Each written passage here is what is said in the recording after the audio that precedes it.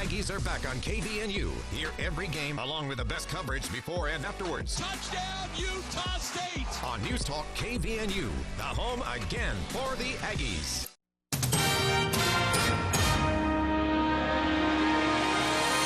KVNU News Time is 5:03. I'm Bill Walter with this news update brought to you by Logan Extermination.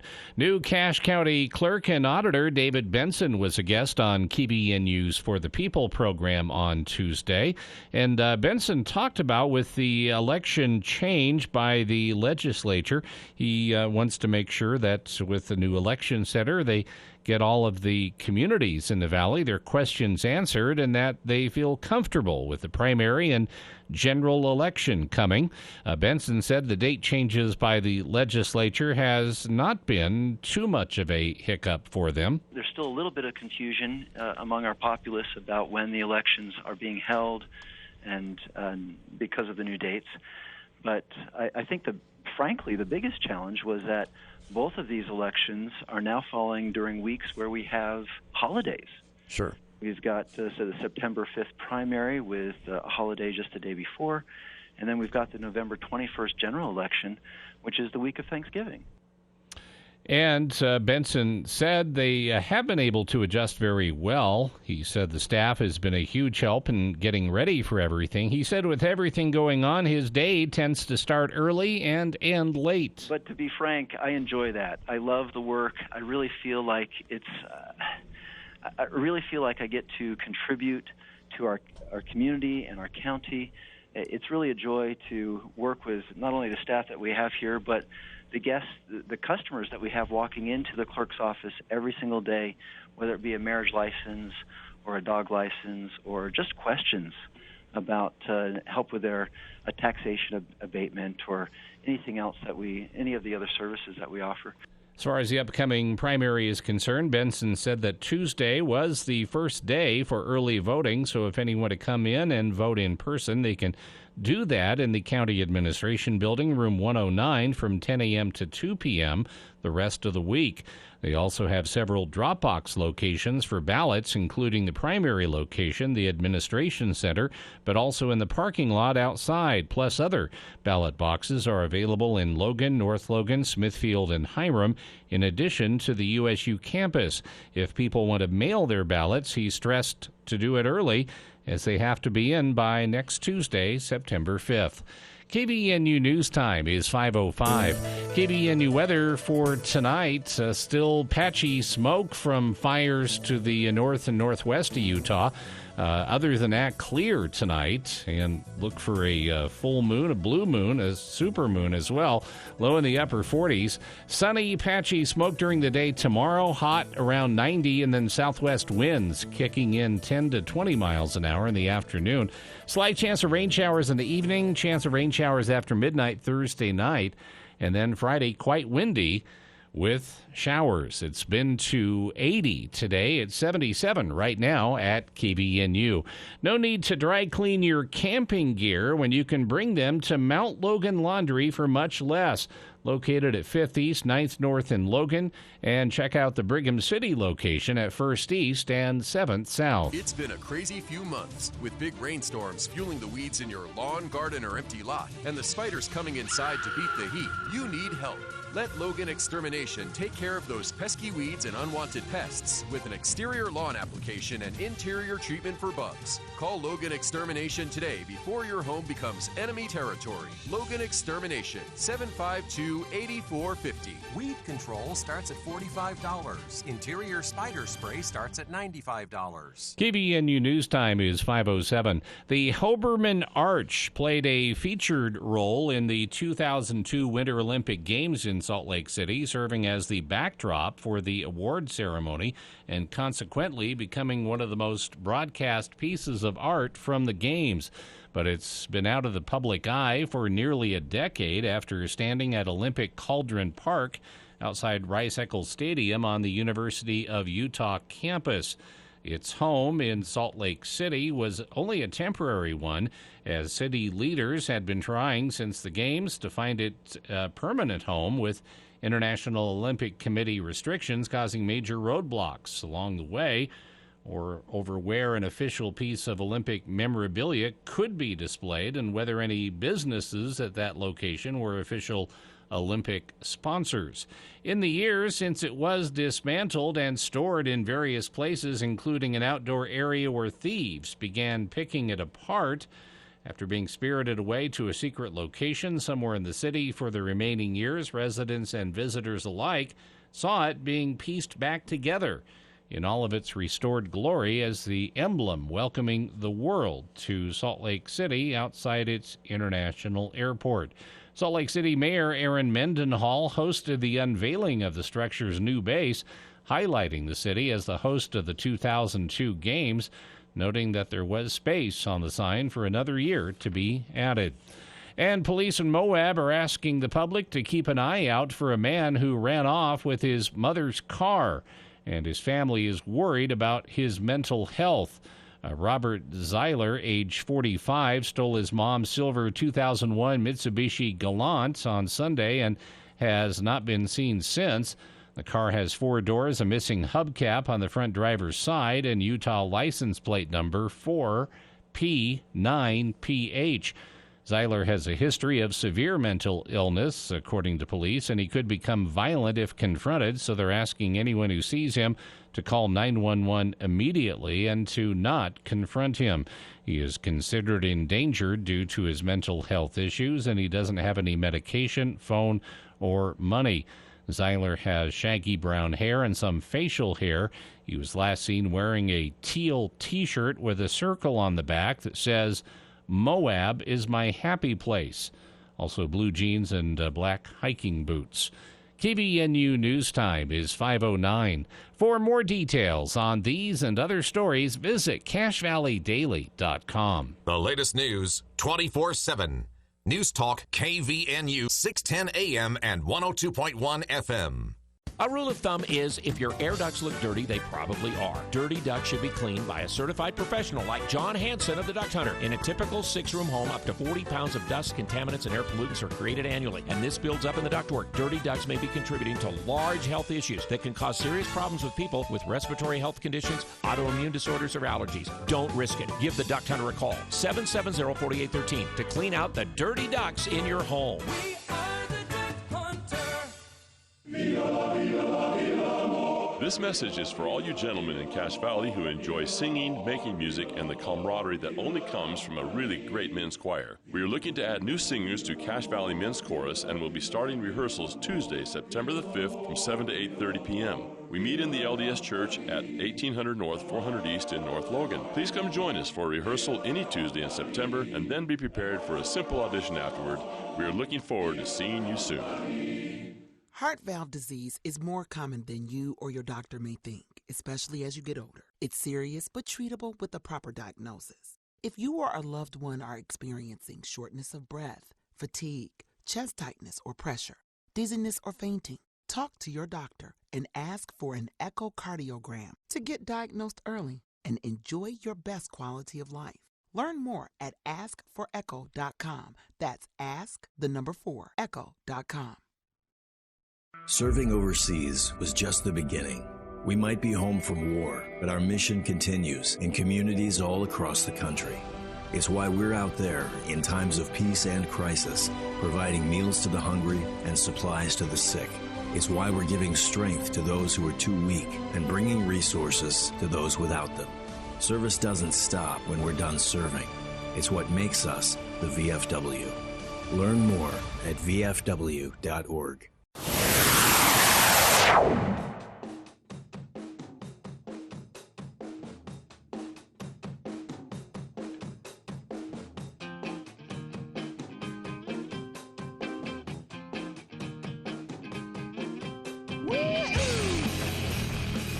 Welcome back to KVNU's For the People.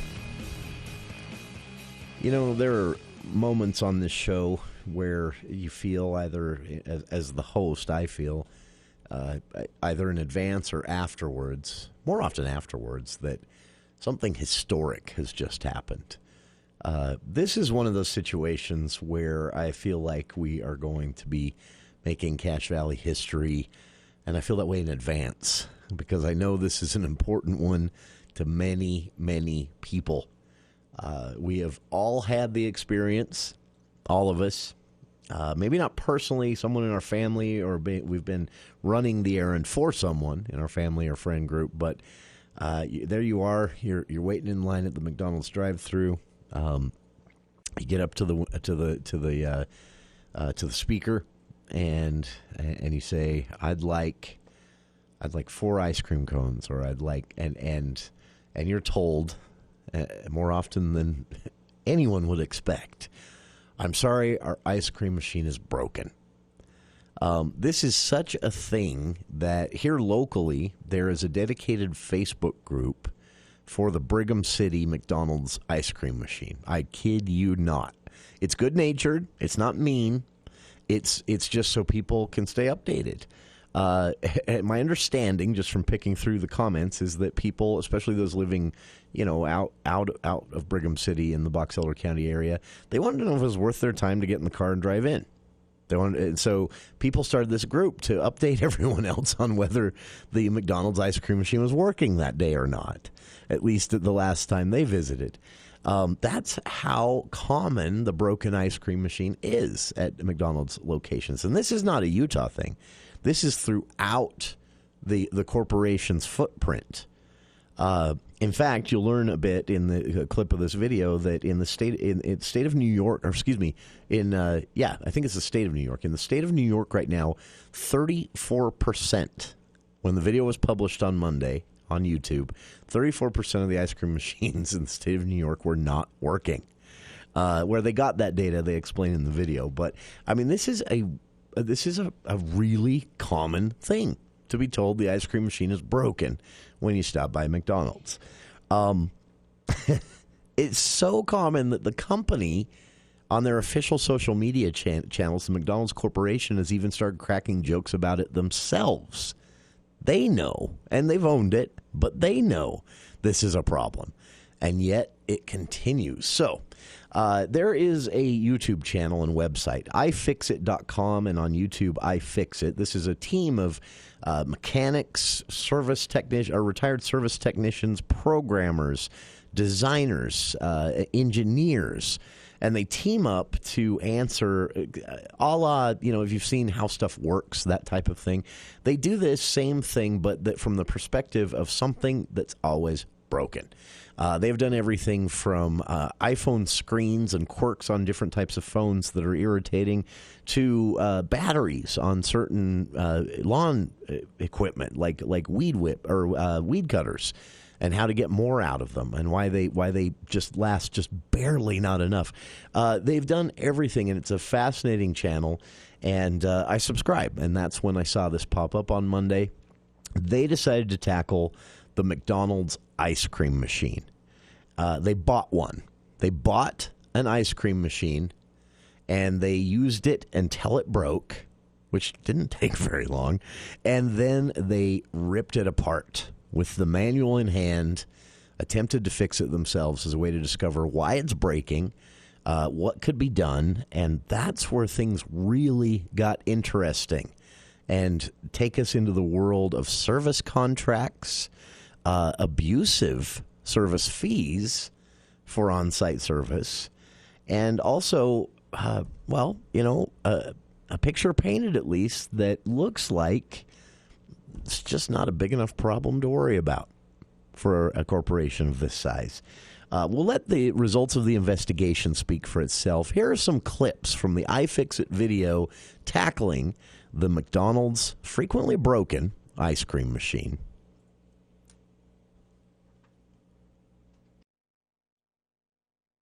Now, is this just media hype? No, it really isn't. To give you an idea of the scale of the problem, over 34% of McDonald's ice cream machines are broken right now in the state of New York. Could this be tied to higher demand? Are the machines not able to keep up? And what about stories of this 4-hour cleaning cycle that supposedly leads to all this downtime? Now, one thing we know for sure, the 34% failure rate has nothing to do with the various alien invasions that New York is prone to. But to get to the bottom of this potentially extraterrestrial mystery, we bought our very own ice cream machine. This is the Taylor C709 soft serve ice cream machine. It's functionally identical to what you'll see in McDonald's stores, which means it breaks in all the same ways. We got our very own machine to see how often it does break and if there's a way to fix them. Which gives you access to your mix tank. This is where your solution would go. And you've got your agitator here that's actually held in place by a magnet. No hole. They actually work on the machine to understand it and then start using it. They use it until it breaks, and then the real work begins. They decide to look into why it breaks and also how to fix it, and that's where things get really, really interesting. Back to the manual. All these issues would be relatively simple to resolve if the manual explained it properly. So what's the problem here? Crappy technical writers? Bad layout? Intentional? After way more than 4 hours and a lot of consulting our manual, we finally got some ice cream. While these machines are simple to use, tiny errors can cause big headaches. It's no wonder that so many operators end up calling on Taylor service techs to help them with their machines. It turns out that 25% of Taylor's profits come from service technician call-out charges. That's not surprising given that the service techs charge $315 per 15 minutes of a call-out. This smells like a right to repair issue, and it turns out it is. So we summoned Liz Chamberlain, our in-house right to repair expert, and she had a lot to say on this issue and what we're doing to fix it. So McDonald's ice cream machines are made by this company called Taylor, and Taylor and McDonald's have a long relationship going back to the very start of McDonald's. And Taylor has had a service contract with McDonald's that has meant that they are the only people that can do any repairs on McDonald's ice cream machines. And so what this means is that franchise owners are really dependent on Taylor technicians coming out and fixing the machines. Sometimes that takes a long time, means that machines are down for a long time, and it's expensive. And so this company called Kitch, with a couple of hackers, went out and developed this device that's basically a McDonald's error code reader. So the Kitch device would, describe what the error codes mean. So an error code might be, a couple of letters and numbers that, you may or may not be able to figure out from the manual. It also allowed them to bypass the locks that meant that you couldn't do repairs. And franchisees loved it because suddenly they had a way to get around the crazy service contracts and were able to get their ice cream machines up and running more quickly. So McDonald's sent a letter to all of the franchise owners telling them not to use the Kitch device.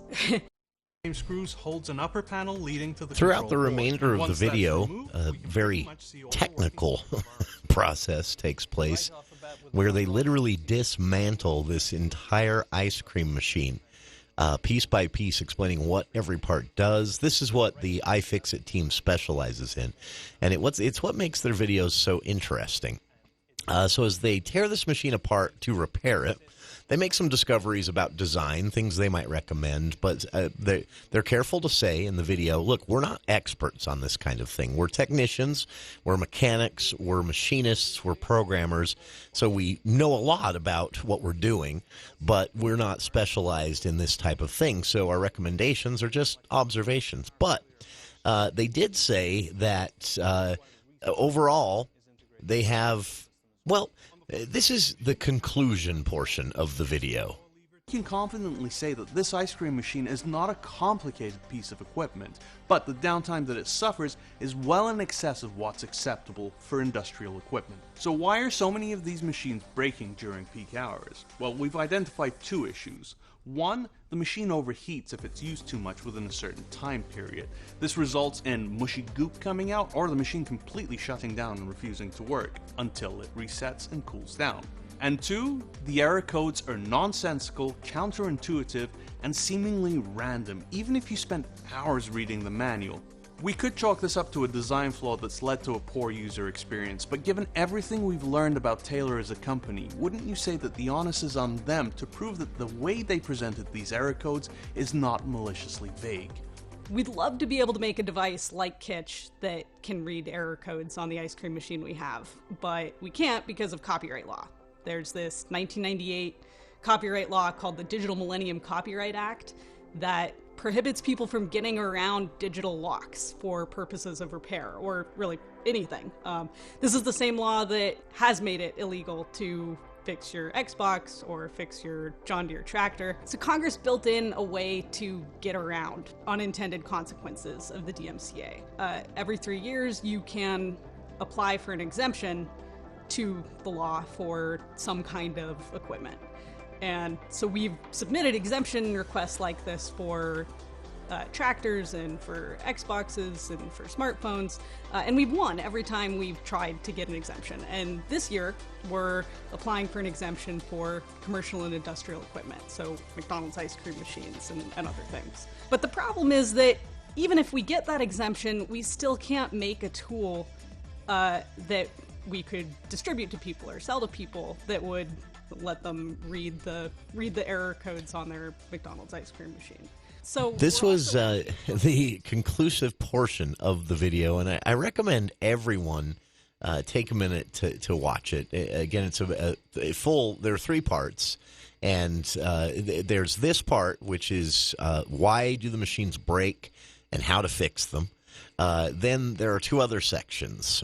What they're doing, the iFixit team, to help franchise owners actually solve this problem. And then the final portion, what the manufacturers themselves can do to avoid creating this type of problem if they want to. Because, again, as is suggested in the video, there is some evidence that in this case the manufacturer may not want people on site to know how to fix this machine that clearly breaks easily because of some poor design. There you have it, the iFixit investigation into the frequently broken McDonald's ice cream machine, something that has become such an internet meme that even the company itself has cracked jokes about it on their official social media channels. In Brigham City, there is a dedicated Facebook group to the Brigham City McDonald's ice cream machine, just to let people know if it's worth their drive into town to pick up an ice cream or if the machine is down for the day. We've all had this experience, most likely in the drive-thru, and the iFixit team, a group of technicians, mechanics, machinists, programmers, designers, and more who work to provide these videos to millions of subscribers on YouTube, decided to tackle the ice cream machine at McDonald's this week. A really interesting investigation. Watch the whole thing via YouTube. I've linked to it on our Facebook page. What do you think? How do you feel about the results of this investigation and how it affects your ice cream purchasing habits or lack thereof at your local McDonald's? 753-5868. We'll be back right after this.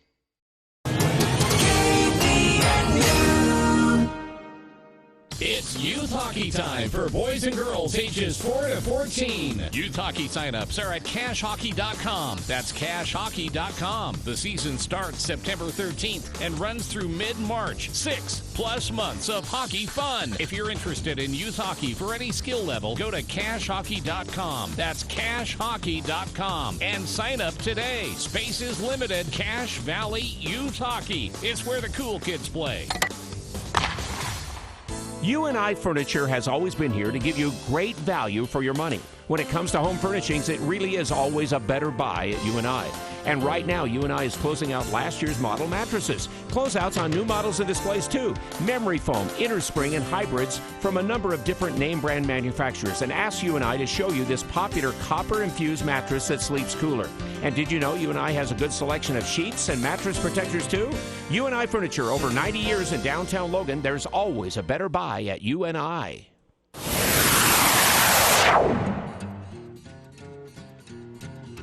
Dedicate one to the ladies. Sometimes sit back and need something. A message from a listener here. I'll just read it straight up. Thank you, thank you, thank you. I hope that airing portions of that investigation changes something so that this is less frequent of a thing, the broken McDonald's ice cream machine. Unfortunately, if you were listening there, you know, the picture painted is probably not. It sounds like franchise owners are kind of over the barrel on this one. They may have people on staff with the ability to fix the machine if they can decipher what the error codes mean. which it sounds like the company has not made easy, including with their manual and how it's written, which the iFixit team there in that clip of that video we aired said it's almost indecipherable to anyone but an engineer, this user's manual that franchise owners get for the tailor-made ice cream machine. Taylor, the manufacturing company behind the machine. McDonald's has a long relationship with Taylor, so, you can infer there they don't want to step on their toes. Taylor not making it easy for franchise owners to fix it on their own, forces franchise owners to call the Taylor technicians at $315 for a 15-minute session by phone. That is, and also the iFixit team discovering that Taylor, 25% of their annual revenue comes from those calls. Not a lot of incentive there for them to reduce those calls, right? That's what I'm getting at, wink, wink. But they mentioned in that video, of course, the right to fix, or the right to repair, rather. This is an ongoing debate, and it gets us into some sticky areas because take the iPhone, for example. People get frustrated because you can't, most of your car parts, there's an aftermarket option and literally market for you. There are entire businesses, AutoZone and O'Reilly's, for example, that have popped up around this aftermarket where you don't have to deal with the dealership directly for parts. It's similar to, say you bought a Ford, and Ford said, well, we're not going to let anybody but the dealer fix that. And it's going to cost you a lot more, even for minor things that maybe you have the know-how to do on your own. That's kind of what's happening here, and it happens with a lot of cell phone technology, too. On the flip side, the cell phone manufacturers have a reason to try and protect this their intellectual property, if you will.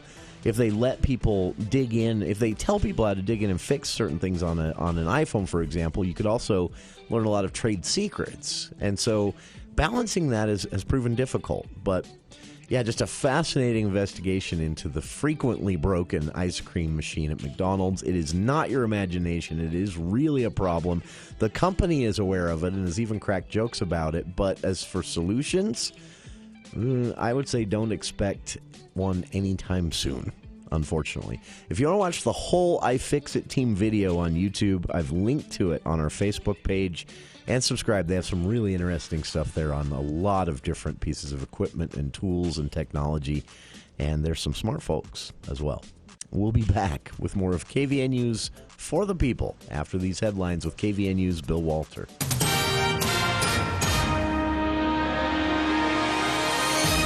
Thank you, Jason. KVNU News Time is 5:30, and the news is brought to you by Maple Creek Ranch. The successful Red Rocks gymnastics program at the University of Utah and head coach Tom Farden are under investigation after claims of emotional abuse and physical intimidation. On Tuesday, the university confirmed that despite the investigation, Farden is not on administrative leave and remains in charge of the program.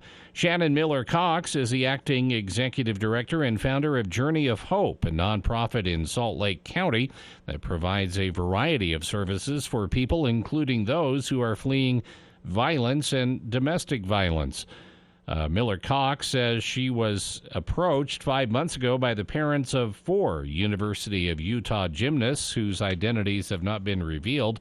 The report in the Deseret News revealed former gymnasts and their parents allege verbal and emotional abuse as well as physical intimidation by Farden.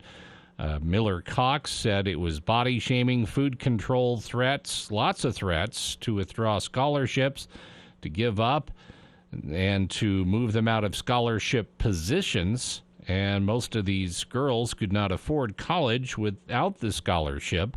Farden has been with the program since 2011, eventually taking over as the solo head coach in 2020. During his tenure in charge, the Red Rocks have won 4 Pac-12 regular season championships and 3 straight Pac-12 championships. The team has also netted a third-place finish at the last 3 NCAA championships. The university said Monday that after learning of concerns with the gymnastics program, they ordered an outside and independent review, which began in July, and a final report is expected in the coming weeks. Utah Governor Spencer Cox wants people to learn to disagree.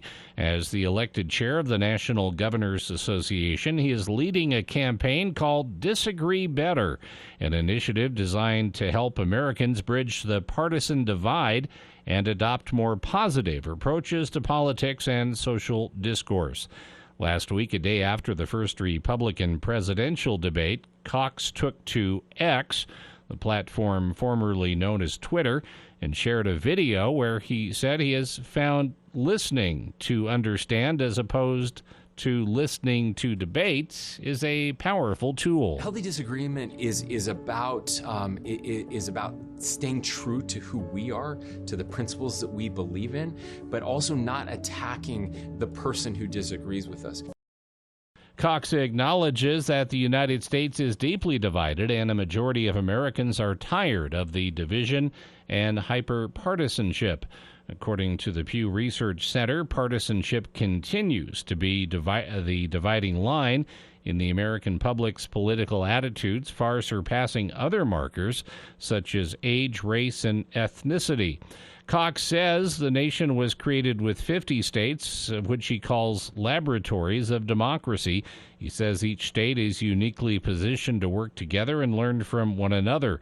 The Disagree Better initiative has a list of recommended strategies and tools for state and local leaders to implement in an effort to ease tensions. Because what happens is when we're curious, when we're really trying to understand where the other person is coming from, they're much more likely to give us that same opportunity and to listen to us. Cox says it's an important message with the 2024 presidential primaries in full effect.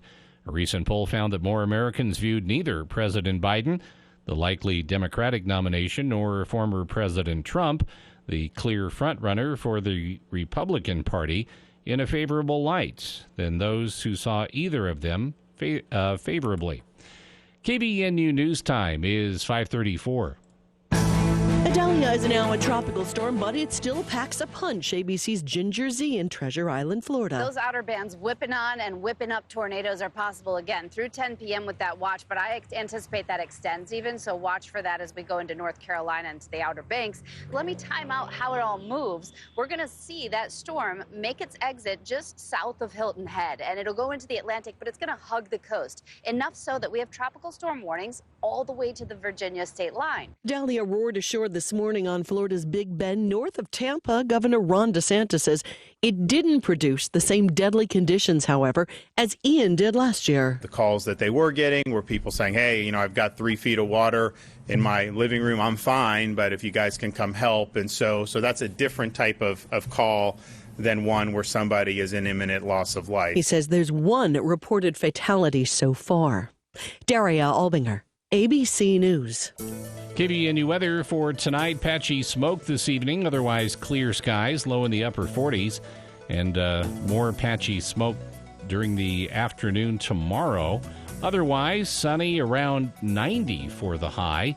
Southwest winds in the afternoon, 10 to 20 miles per hour. Slight chance of rain showers Thursday evening. 30% chance of rain showers after midnight Thursday night. It's been to 80. It's 79 right now at KBNU. One of the most beautiful places to build a home in Cache Valley, Maple Creek Ranch, National Forest, hiking trails, and streams right out your backyard. Final phase of development is available now. Go to maplecreek.net for more information. And for the latest news, visit CacheValleyDaily.com. Hey, John Weiss here. At Heritage Ford in Tremont, we're your hometown dealer with the biggest deals. What does that mean? You'll get hometown service and better pricing than you'll see in any big city. That's why we created the Heritage ePrice experience. Check the price so that you can be sure you're getting the hometown deal. Right now, you can get as low as 1.9% APR financing on select models. Some restrictions apply. Come in and see your friends at Heritage Ford in Tremont. Get started at heritageeprice.com. Hi, everybody. This is Gary Sullivan from At Home with Gary Sullivan. Each weekend we get together to discuss your home projects. Plus, fall's a wonderful time of year to address different issues around your house. Take a walk around your home, see what needs to be repaired, check the fireplace, the crawl space, even the roof on your house. Hope you can join us this weekend on At Home with Gary Sullivan. Saturday nights at 7 on News Talk KVNU, 102 FM and 610 AM.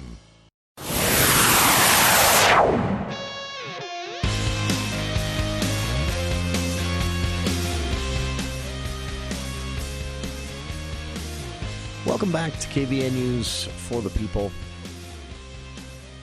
Ongoing debate in Utah for, well, always, but really kind of getting a lot of fuel poured on the fire after 2014 and the Count My Vote ballot initiative, which was pretty successful. They had the signatures. Lawmakers said, hey, instead of completely killing the caucus system, they proposed during the session a compromise. And Count My Vote said, we're all ears. Lawmakers said, how about you leave the caucus system intact, but your proposal of signature gathering to get on the ballot also moves ahead in statute, and then there are two routes to the ballot. Count My Vote. Now, there were critics. Critics said they should have just said no thank you and went ahead with the ballot initiative, but the reality is lawmakers would have just done this the next year anyway. But this compromise kind of gave both sides what they wanted. GOP party leadership at the time didn't agree, and there were lawsuits, and that wasted a lot of money, and they lost every one. And now, I think for the most part, people have accepted this is the way nomination contests happen in Utah. There's the traditional caucus system where, a few hundred or less in local decisions, a few thousand in statewide decisions, delegates get to decide who the party nominee is. But then there's a signature gathering route in which a person can say, which Governor Herbert did, Mitt Romney did, Becky Edwards did in the last Senate race. It's just they can go out and collect signatures from Utahns, and if they get enough from enough counties, there's a requirement. Then their name's on the ballot as a member of that party or a candidate for that party, regardless. I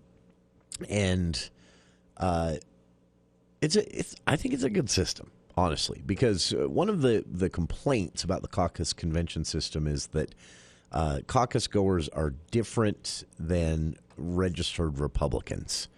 And there is decent evidence of that. Caucus delegates, Republican Party delegates, hated Governor Herbert. Hated him. Tried to toss him from office via the nomination process twice. Governor Herbert was insanely popular with registered Republicans throughout the rest of the state. There's no better example of the divergence of the two mindsets. Or if you're going to make the argument that delegates within the Utah Republican Party are more extreme than the average rank-and-file registered Republican voter of the state, Governor Herbert is a perfect example. Mitt Romney, at least in his first go-round. I don't know, where things might land in this next one next year. But in his initial run for Senate, Mitt Romney was extremely unpopular with delegates who wanted someone else and tried to nominate someone else. Mitt Romney was on the ballot through the signature route, and he won the nomination. He wiped the floor with his Republican inter-party challengers, suggesting, again, like with Herbert, that registered Republicans are somewhere else than where the Republican delegates within the party are. I don't like the caucus system primarily because it's representative, which I love representative systems when they're needed. This is not a situation where you need a representative system. There was a time when you needed a representative system, where you needed to elect someone to go speak for you within the party when nominating candidates. I think those times are gone. I think technology, I think the ease of getting the word out, I think the fact that most of these happen at a meeting that is within 50 to 100 miles of every Utahn and widely advertised so you can travel there, where modes of transportation have evolved beyond horses and buggies. I really think the caucus convention system is outdated and doesn't serve a purpose.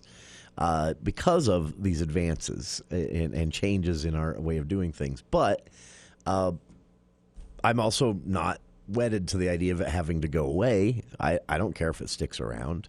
I do sympathize with those who say it attracts extremists. I've seen it myself. But again, the results kind of speak for themselves. So with that in mind, Andy Larson, a columnist at the Salt Lake Tribune, if you are a sports fan, you know him well. Andy Larson is a data scientist that the Salt Lake Tribune has hired as a columnist to write about sports by the numbers. Think Nate Silver, who's now famous for his poll rankings and 538.com, the elections website. He's famous. Originally, he was just a baseball stats nerd that had a blog that kind of got famous in its own way. Andy Larson is that for Utah, and the Salt Lake Tribune is lucky to have him because I love these stories where they break down something with data, with statistics that you can prove, that you can say, here are the numbers, and here's what that means. So he did that with the caucus convention system.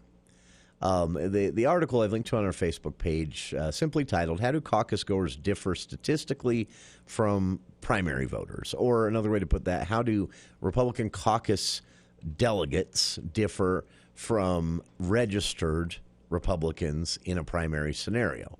It's a fascinating thing, and we won't have time to go through it all here. But the first thing he does is when he talks about the numbers. He said caucuses, there's no denying caucuses are terrible for turnout when compared to standard primaries. This is in reference to the Utah Republican Party choosing a presidential caucus next year as opposed to a statewide primary. Leadership, Robert Axon, said this will save the state a lot of money, and he feels that the party delegates should be deciding who the state nominates as the Republican candidate for president. Okay, fine. But you can't deny, based on the numbers, that it does disenfranchise hundreds of thousands of voters. And that's Larson's conclusion. He said about 177,000 Republicans participated in the 2016 caucuses. In 2020, the party chose a traditional primary route, meaning they opened it up to all registered Republicans. Almost 400,000 Republicans participated in 2020. So more than double the number of voters got to weigh in on the presidential nomination side of the 2020 election here in Utah than did when it was a caucus in 2016.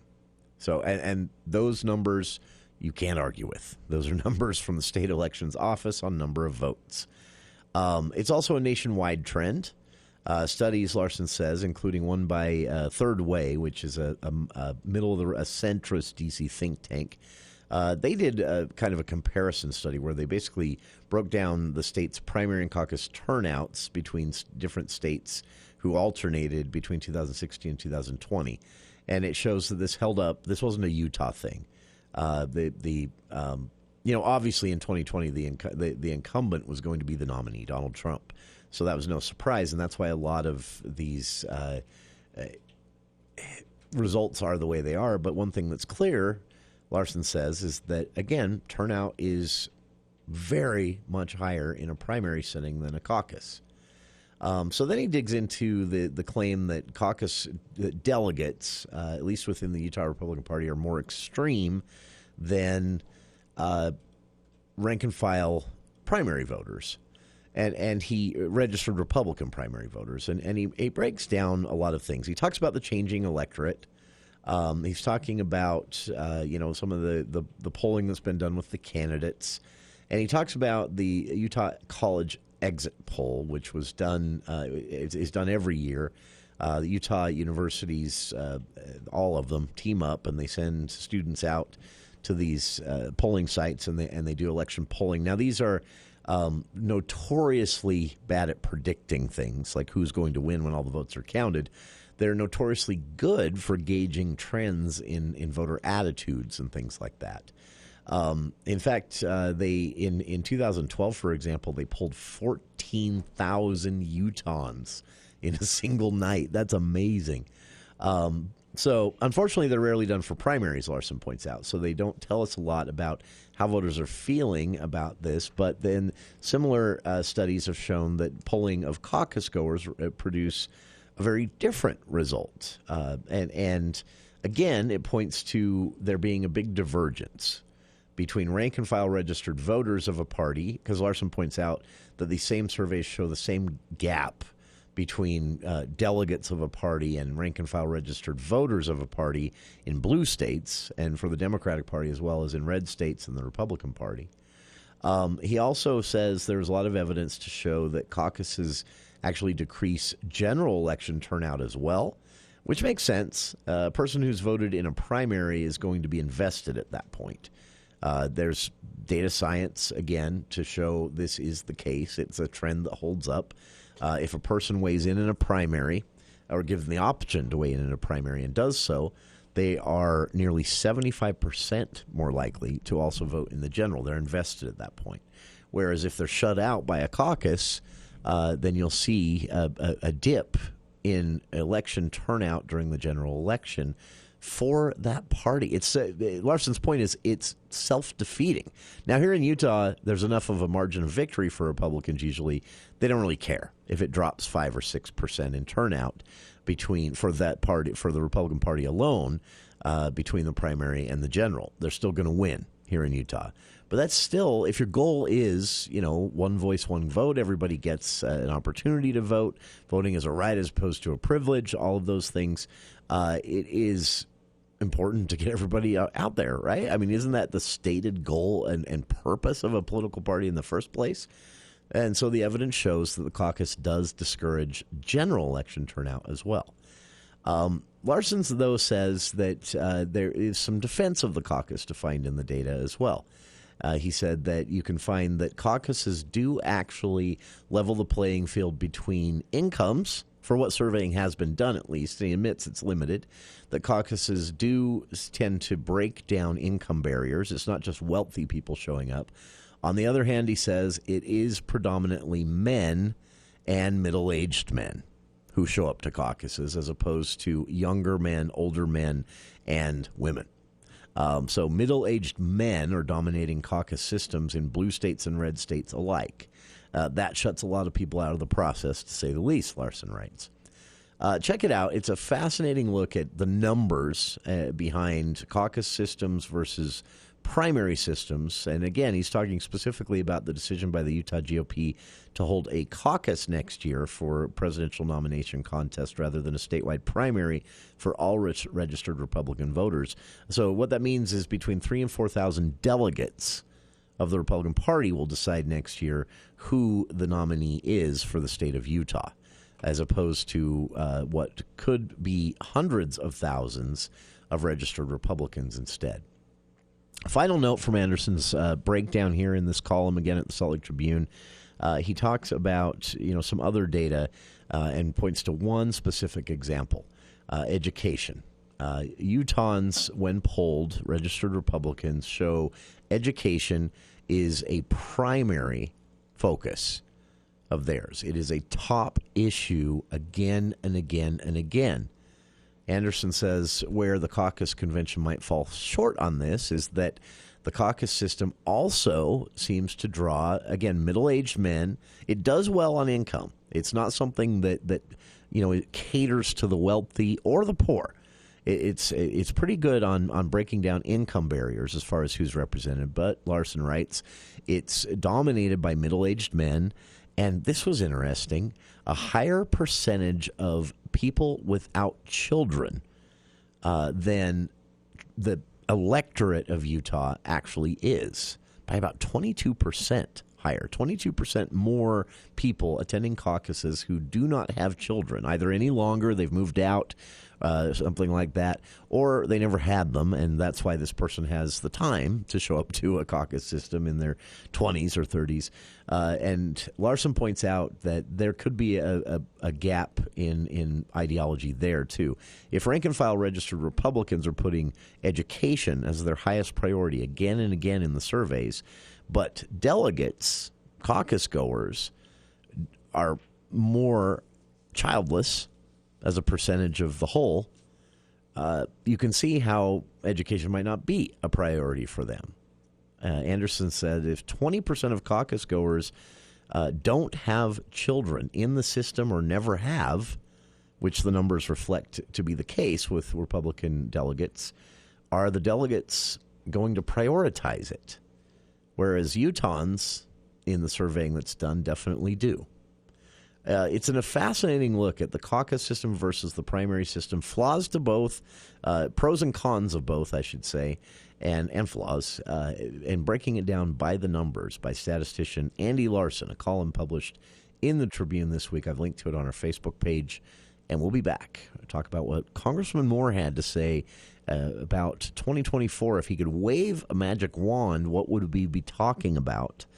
What Moore listed right after this. Dr. Josh Redd, chiropractic physician, explains how Red River Health and Wellness can help you.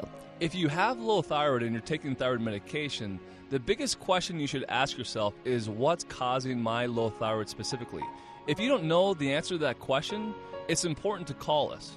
At Red River, we identify triggers that will cause the low thyroid to begin with. One of the most common causes of low thyroid is a disease called Hashimoto's disease. This is an autoimmune disease that is a lot more complicated than just a primary thyroid issue. This is why people will be on thyroid hormone but still feel little to no improvement because nothing's being done to address the bigger, more complicated problem, which is Hashimoto's. If you have low thyroid or you have an autoimmune disease and you're on medication and still don't feel well, call Red River. Schedule your appointment today at 855-55-RIVER. Red River Health and Wellness with offices in Logan, South Jordan, Springville, and St. George. Call Red River today. What can the cleanest laundromat in northern Utah do to improve your experience? How about a total remodel with the addition of more big machines? Mount Logan Laundry, a Best of Northern Utah medalist, recently remodeled the Logan Laundromat, and they invite you to see the changes. They added 10, 50, and 80-pound washers and 16 50-pound dryers, which means you get in and out quicker. Located in Brigham on 7th South and the newly remodeled Logan location on 9th North, Mount Logan Laundry is still the cleanest spot in town. Cache Valley Hearing and Audiology cares about you and your hearing. Dr. Paul Danes has always called Cache Valley home and cares about its people. And Dr. Danes offers state-of-the-art equipment, allowing him to provide the best service and care possible when it comes to your hearing. So if your hearing isn't what it used to be, give Dr. Danes a call at 753-HEAR or visit CacheValleyHearing.com to see what they can do for you. Bring back what you've been missing. Bring back Cache Valley Hearing and Audiology.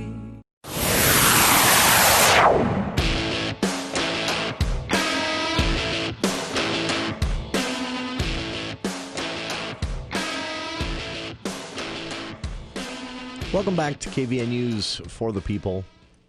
Final story of the day here. Some comments worth mulling over, whether you agree or not, from Congressman Blake Moore. Congressman Moore spoke at an event at the Sutherland Institute at Weber State University on Tuesday, and we'll have some audio of this coming up for you.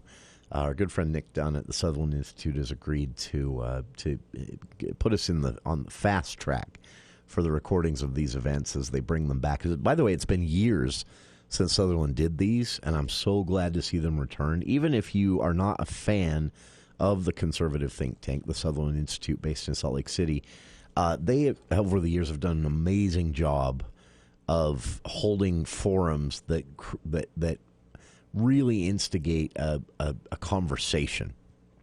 A good friend Paul Miro, longtime guest on the show for years. Still talk to him once in a while. He's in Vegas now, working for a university there. I think he's headed towards early retirement. But Paul, as president of the Sutherland Institute, was a master of this. He had some education forums in which lawmakers who had been, very cocky and confident coming in left speechless and with a more open mind. And Paul said that was his goal when it came to immigration policy, because he said, as a conservative, I felt like our immigration policy should be humane, not punitive. It changed the direction of the legislature. It really did, that single forum, because it was public and everyone saw what was said and now it was reacted to. So they're bringing these back, and I'm excited about that. And Congressman Moore was a guest at one of their first in the big return. And again, we'll have some audio of this coming up. But Congressman Moore made some interesting remarks today, and I just wanted to highlight them here. He was asked about 2024, the presidential election, and I don't know what the exact question was or how it was worded, but in general, he was asked for his thoughts. And Congressman Moore said this. He said, 2024 is shaping up to be a narrative about all things Trump and Biden. Trump's election interference crimes and the ensuing indictments, and Hunter Biden trying to write on his dad's name for what looks like, Moore said, an attempt at money laundering using the Biden name because his dad at the time was vice president and famous senator. He said, we're going to be talking about these two things, Trump's indictments and attempts to overturn a free and fair election, and the Biden family's money troubles and Hunter Biden himself. But Moore said this disappointed him. We're going to be talking about those things. He said those things these are important things. If the former president committed crimes, obviously, and enough for a grand jury to indict, then the process needs to play out there. Moore was clear on that. He said, I'm not trying to say this none of this should be happening. He said, what I'm disappointed about, I'm paraphrasing here now, what I'm disappointed about is that all the other things we won't be talking about. Specifically, Moore said, we're going to have these leading narratives in the next presidential election, and the narrative that should be the narrative, energy and tax policy. He said, if you look at what's coming, if you look at the challenges facing our country, if you look at some of the issues we have, from dealing with climate change to the future of our manufacturing sector, to the future of jobs, to our debt, our inflation, our revenue, our long-term fiscal policy, all that stuff, he said it all comes down to two things right now, energy and policy. Whether you're trying to solve climate change or our contribution to it, or whether you're trying to deal with where people will work in the future as the economy shifts and changes away from fossil fuels, he said, we should only be talking about those two things, energy policy and tax policy. I responded to this criticism because he's right. We are going to be talking about Hunter Biden and Trump's election interference attempts and the indictments. And that's all we're going to be talking about. But Congressman Moore is right. The energy tax policy, I would throw in education policy and also how we're going about our place in the world. None of that is going to be forefront in 2024. And what a sad statement on where we're at as a country, right? Kudos to Congressman Moore for calling it like he sees